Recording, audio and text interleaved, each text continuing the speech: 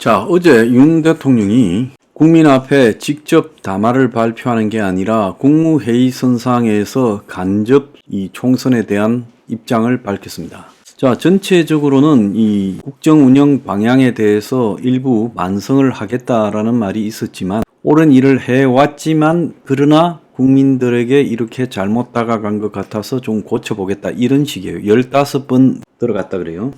자, 전체 13분의 입장문이었다고 이야기가 되고 야당이나 여권의 일각에서까지도 그런 사과를 왜 했을까? 이게 사과인가라는 문제 제기가 되고 있습니다.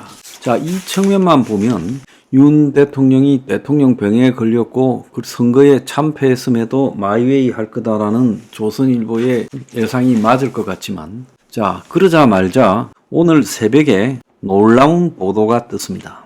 국무총리의 박영선, 비서실장의 양정철, 특임장관의 김종민을 거론하고 있다라는 기사가 TV조선 특종으로 오늘 새벽에 뜨기 시작했어요. 그래서 TV조선 관계자는 대통령실 핵심 관계자와 통화에서 사선 의원을 지낸 박 전 장관이 여의도 정치에 밝은 게 강점이다. 민주당 출신의 여성 국무총리라는 상징성이 높은 평가를 받고 있다.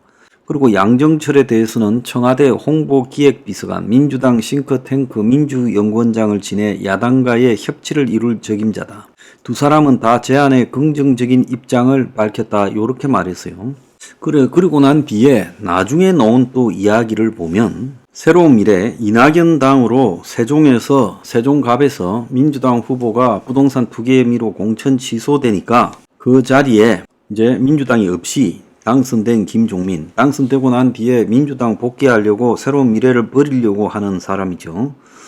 자, 그런데 김종민이까지 이제 아침에 한 7시가 넘어가니까 노무현의 대변인이었던 김종민이를 정무특임 장관을 신설해서 그 자리를 앉히려고 한다. 자, 그래서 박영선, 양정철, 김종민은 노무현 전 대통령과 가깝댔지만 또 하나 특징은 문재인과도 가깝죠.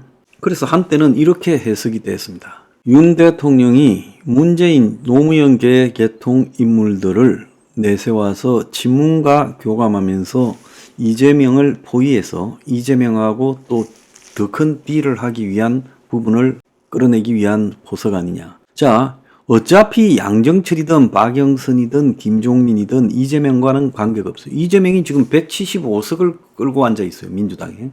12석이 있는 조국은 이들이 접촉이 가능하더라도 박영선이나 양정철이나 김종민이 이재명하고 가깝다라는 부분에 대한 근거는 별로 없습니다. 그렇다면 이들을 써서 외연을 친노까지 넓힌 다음에 그 다음에 이재명과 압박을 통해서 딜을 치기 위한 그런 어떤 포석이냐 이렇게 해석이 될 수도 있겠죠. 김종민이가 어제 민주당 복당에 대해서 새미래가 자기의 미래가 아니라 민주당하고 관계도 고려하겠다 이러는 찰나에 지금 이런 게 나왔어요. 자, 여기서 우리가 이제 핵심은 양정철입니다. 양정철을 통해서 박영선이든 김종민이 나온 거죠. 자, 그런데 대통령실은 자기들이 TV조선에 흘려놓고 TV조선이 바보입니까? 그런 오보를 하게요. 자, 흘려서 일단 반응을 보고 근데 왜 TV조선에 했을까요? 그건 이유가 있죠.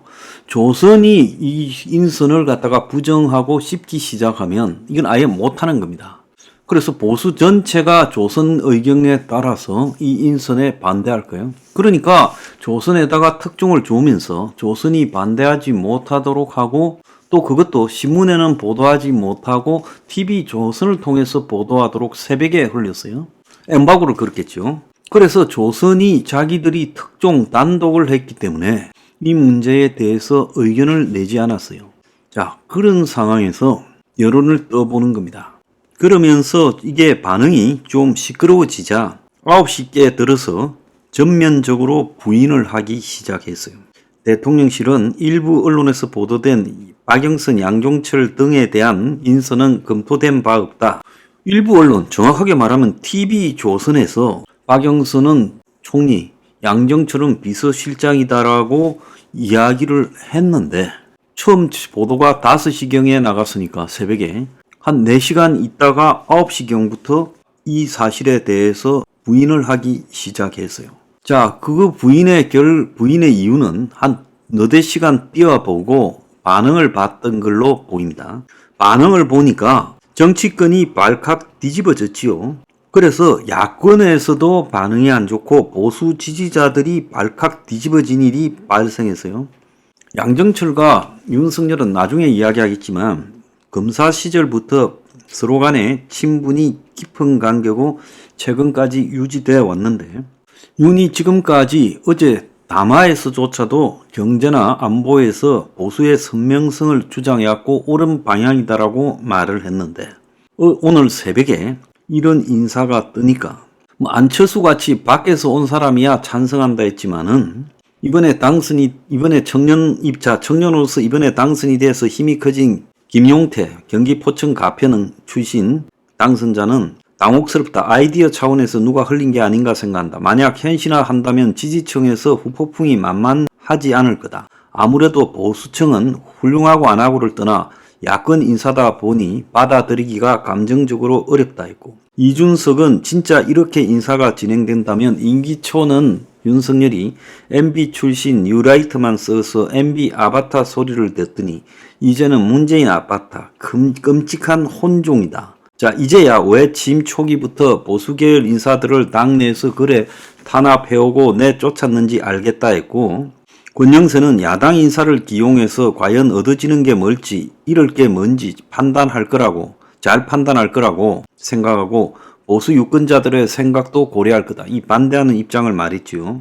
박근혜 전 대통령이 탄핵 직전에 노무현 정권 정책실장했던 김병준을 총리로 지명한 것과 유사한 느낌이 든다. 국회 동의도 얻지 못하고 실패했다. 박근혜가 탄핵으로 마무리되면서 총리 한 사람 가지고 뭘 바꾸지 못하라는 게 입증이 됐기 때문에 이런 것이 통하지 않을 거다고 했고, 보수 지지층에서는 격앙된 반응이 나왔어요. 믿을 수 없다. 일각에서 김건희 여사가 과거 한 기자와 통화에서 나중에 아마 다 알게 될 것이다. 우리 남편은 정말 문재인 대통령의 가장 충신이다 발언했던 것을 재조명하면서 윤 대통령을 향해 보수인 척하지 마라. 문재인 사람 윤석열 이제 본색을 드러낸다. 이런 반응이 나왔다고 언론이 소개합니다.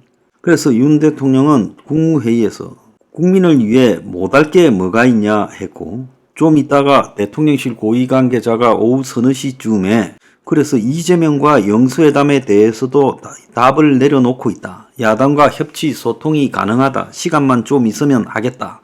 대통령실과 이 국무총리 등에 대한 정리만 끝나고 나면 할 수 있다라고 말을 했어요. 자, 그런데 반응이 이렇게 여야에서 격렬하게 나오니까 최종적으로는 이 대통령실이 그냥 한번 아이디어 차원에서 띄워봤다 정도로 거다드리고 또 부인도 하면서 양정철은 홍보 책임자 정도로 쓸 가능성이 있다라고 양정철하고 관계는 정리하지 않았어요. 이 논란이 이제 물 건너 가든 안 가든 관계없이 중요한 것은 양정철이라는 데 방점이 찍혀야 된다. 윤 대통령이 양정철과 보통 관계가 아니고 그것이 지금도 계속 유지되어 오고 있고 어떤 형태로든 양정철을 지금 윤의 탈출구를 모색하는데 도구로서 쓸 것이다. 자, 이게 방점입니다. 그래서 보수 언론들이 윤을 너무 잘못 평가했다. 윤이 마이웨이 하는 게 아니라 자기가 살기 위한 모든 방법을 다 고려하고 있다는 거예요.